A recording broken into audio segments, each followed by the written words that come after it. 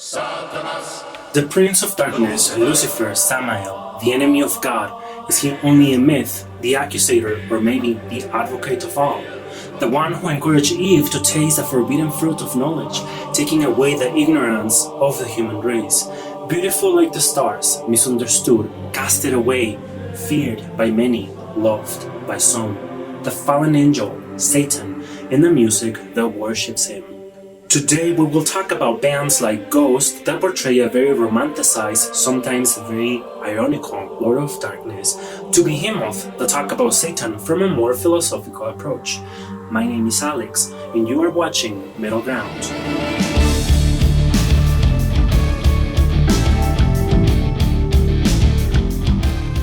In the past video, we talked a little bit about the misconception of metal music and the assumptions people make about this type of music due to the media, misinformation, and its general perception.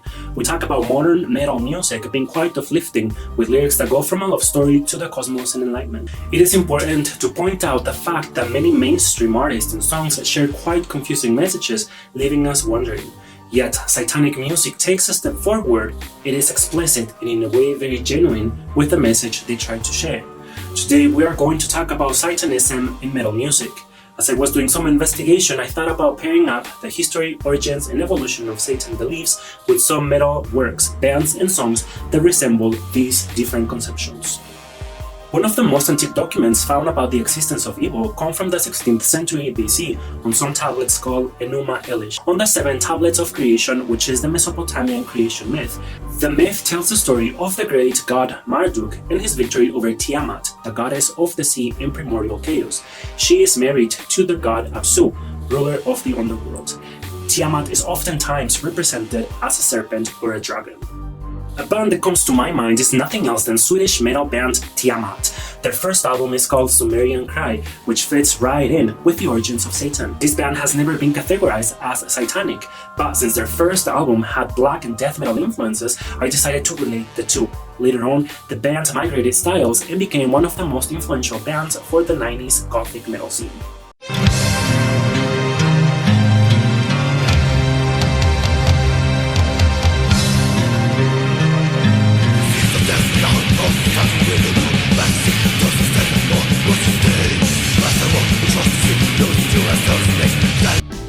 It is important to highlight the existence of gods and goddesses that represented good and evil in different ancient cultures. The Egyptians, for example, in their creation myths resembled Tiamat and Apsu with Isis and Osiris, which is also the god of the underworld.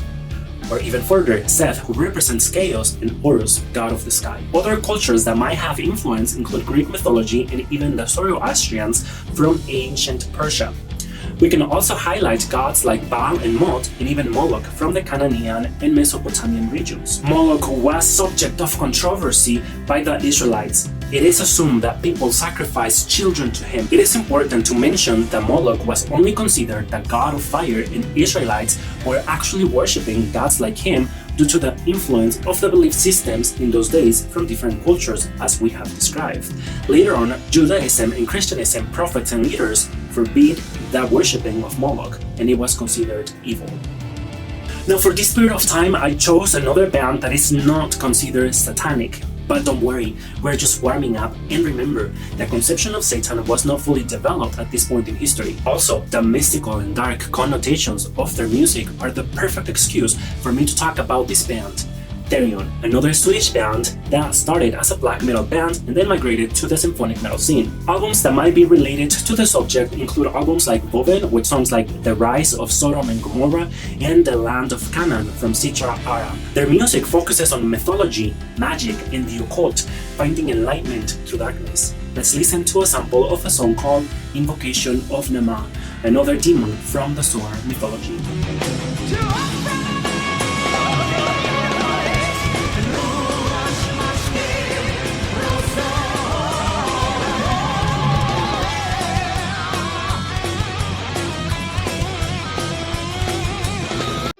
The origins of Judaism continue in the Bronze Age and evolved from the polytheistic religions of Canaan and Babylon.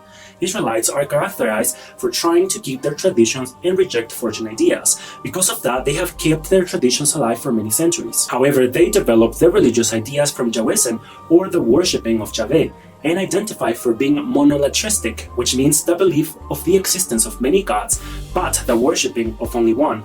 We see examples of these in the books of Judges, Samuel, and Kings. We can see how people received blessings when they obeyed the divine laws and punishments when they didn't.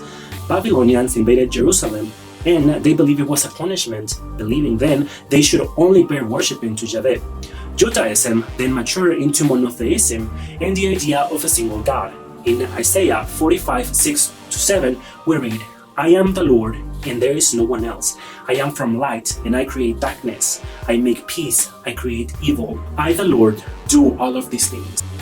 For this era, we find there is not a different God or entity for evil, but the light and darkness come from the same source. It is time to talk about Ghost, another Swedish rock band. Guys, I think the Doors of Hell are in Sweden or something. Anyway, Ghost is one of the most popular metal-rock bands these days. They have held 2 Grammy nominations and won their first career Grammy in 2015 for Best Metal Performance. Some of their songs are more Satan explicit.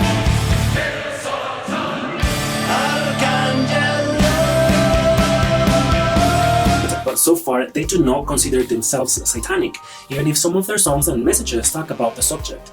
In this video, I will talk about a song called He Is. The lyrics read as follows: "He is the shining in the light whom I cannot see."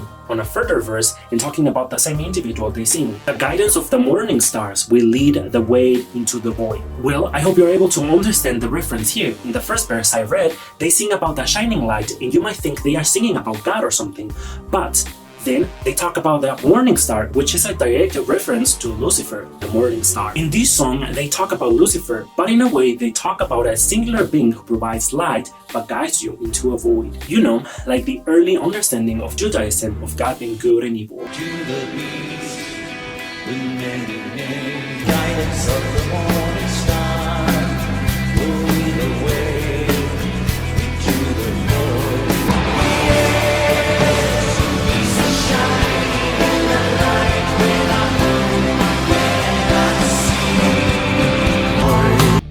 The book of Genesis is an account of the creation of the world. Modern scholars, especially from the 19th century onward, place the book's authorship in the 6th and 5th centuries BC, hundreds of years after Moses is supposed to have lived. They also agree that the book is more mythological than historical, taking in mind stories of Adam and Eve also differ from one Bible to another. This is important so we are able to understand that the Bible was not written in the order you might see today. Genesis was not the first book to be written, and Revelations was not the last one. Considering these, we see in the books of Job and Zacharias an earlier idea of Satan, a being who is part of the celestial court. In fact, Satan means the accusator, and it is a title rather than a name. We can see in those examples that Satan was an angel in charge of doing the dirty job God was not able to do. So far, none of the bands we have covered are considered satanic, even if their songs and whatever message they present maintain a strict relationship with the matter. However, this is time to present the first satanic band. They are called Gorgoroth, and you guessed it wrong, they are not Swedish. They are from Norway. The band's founder and guitarist Infernus is openly a theistic Satanist and considers himself Satan's minister on earth. He formed Gorgoroth to express his satanic beliefs. On an interview, he explains, quote, "When I use the word Satan, it means the natural order, the will of a man, the will to grow, the will to become the Superman and not to be oppressed by any law such as the church, which is only a way to control the masses." Now, the song we will listen to now is called Procreating Satan, as we have found the first direct reference in the Bible of Satan. Yes, my friend, Satan was born.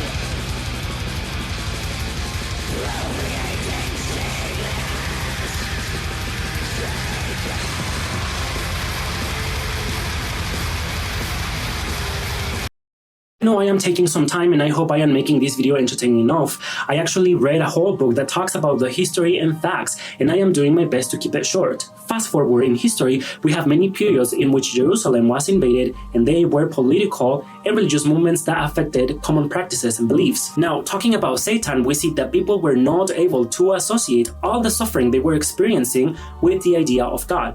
People were doing their best, yet they were receiving divine punishment through the many invasions they suffered along their history. To them, God was just and loving. There was no way that God they worshipped was being unfair, hence the need of a different being responsible for injustice and suffering. And not just that, but also a being that was able to bring apocalyptic war and destruction, leading a full-scale cosmic battle. This idea was adopted into early Christianism, and Satan as the opposing side of God. Now we see here that Satan is not part of the celestial court anymore. Now he is the enemy of God. I think it is time for me to talk about Behemoth, a Polish black metal band formed in the early 90s. Nergal, the singer and spokesman of the band, has also shared very interesting views about Satan and what it represents today, as well as more philosophical views I consider important to study. In an interview, he said, quote, "Satan is the most misunderstood figure in the world. He represents the truth and the spirit of men, the freedom and the honesty of who we are. I was raised as a Catholic, and so I was told a lot about Satan, but it wasn't the truth. Satanism is about life and liberation and love for freedom. I have Satan in me, flowing through my veins and flowing through the music." With this, he made clear that a Satanist is not always a person adoring the devil, making sacrifices to a god like Moloch, but instead talking about Satan as a figure of liberation. Even if the thoughts behind their music seem to be philosophical, I realize their music can be quite polarizing. Songs like Lucifer seem to be rather poetic in comparison to songs like Christians to the Lions. In any case, here is a song that corresponds to Satan, opposing side of God. This song is called "O Father, O Satan, O Son."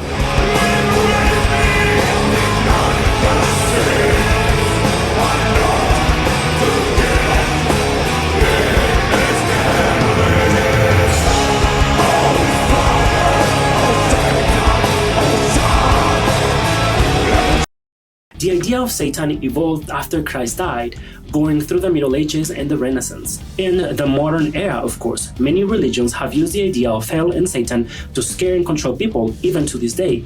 But as you can see, the idea of Satan has changed a lot during these many centuries, being affected by political views and even the acquisition of power. In the modern era, especially in the 80s and 90s, we see the rise of people rebelling against these norms.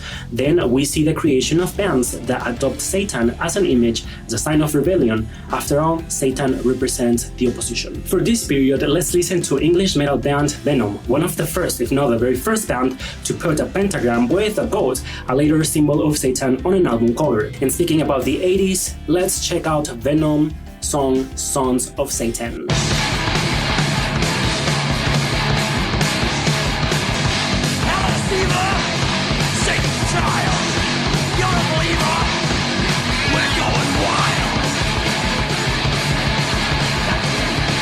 There are many bands that have been mistaken for satanic for their dark connotations or even some of their lyrics. Cradle of Filth and Dimmu Borgir are examples of these.